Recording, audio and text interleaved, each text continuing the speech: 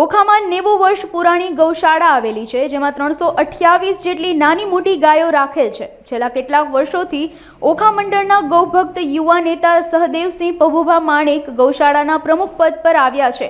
ત્યારથી ગાયો માટે અનેક સગવડો ઊભી કરવામાં આવેલ છે, જેમાં વેપારી અગ્રણી મુકુંદ મસરૂ, વિમલ પોપટ, મનોજભાઈ થીભાણી સાથે ઓખાના ગૌભક્ત યુવાનો ખૂબ જ સારી જહેમત ઉઠાવી રહ્યા છે.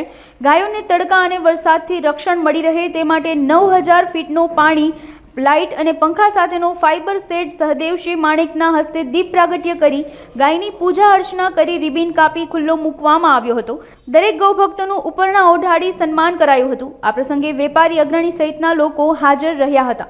દેવભૂમિ દ્વારકા જિલ્લાના છેવાડાના ઓખા શહેરમાં 90 વર્ષ જૂની ગૌશાળા એટલે કે ઓખા કૃષ્ણ પાંજરાપોળ ગૌશાળા નામની એક સંસ્થા ચાલુ છે. આ સંસ્થાની અંદર 300 જેટલી ગાયો નભે છે. આ ગાયોની સેવા માટે ગામના યુવાનો ખૂબ થનગને છે. આ ગૌશાળાના પ્રમુખ પણ ધારાસભ્યશ્રીના પુત્ર સહદેવસિંહ માણેક છે. ખરેખર ખૂબ જહેમત ઉઠાવે છે.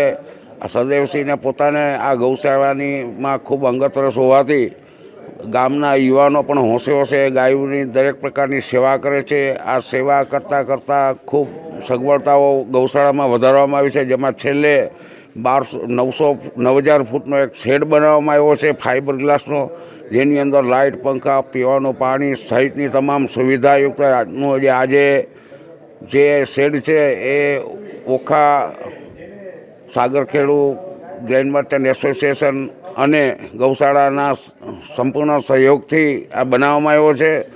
અને આજેનું લોકાર્પણ એટલે કે ગૌશાળાને અર્પણ કરવામાં આવ્યો છે.